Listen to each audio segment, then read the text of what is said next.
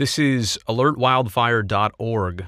I've been watching this all day, and now that it's during the night hours, clearly you're not going to be able to see as much. But fire's burning out of control, out of hand right now in the Sierras, obviously up in the northern California region.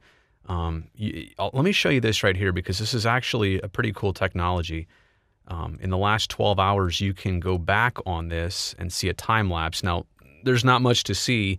This is from the Big Hill webcam, and if I take myself off here, you can see that this is just southwest of Lake Tahoe. Pretty smoky. Then the camera moves, and you can kind of get an idea of, visibility throughout the day. It's pretty bad.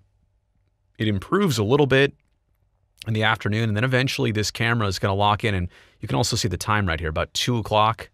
And yeah, you can see it on my computer screen up here. I am a 24-hour time guy. It's on all my clocks.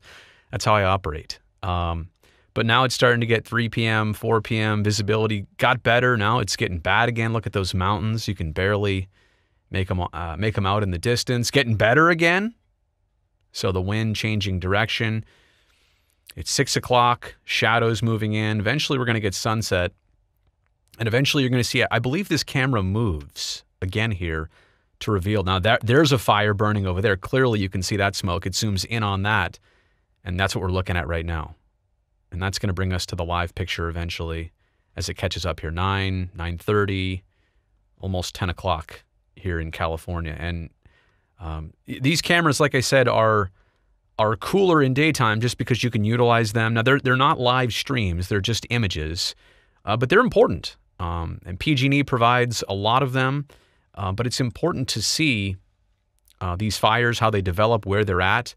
This gives a much better lay of the land. And look how many cameras there are. This is kind of just a different view, almost pointing at where the other camera was before, at what, Big Hill? Is that what it was called? But look how many cameras they have here. I mean, this is just, it's impressive, and unfortunately, it's so necessary right now to have this. But I kind of check this out and get a grip on where things are at, what's happening in our state. It's tremendously unfortunate that we have to go through this every August, September, October, and it's twofold. It's twofold about the smoke because in the Bay Area where maybe fires are not affecting us directly, smoke is an inconvenience. It's a terrible thing. It's not healthy to breathe, clearly.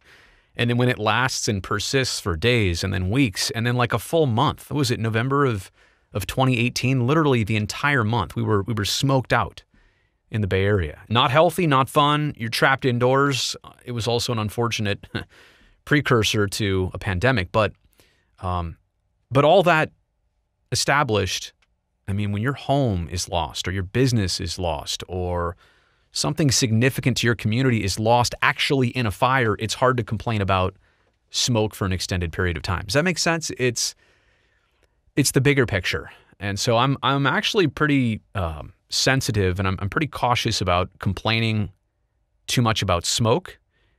Like I said, it's dangerous, it's unhealthy, but consider the alternative, like the fire's not in your backyard. When it is in your backyard, then I think you have more of a place to truly be impacted and upset by things.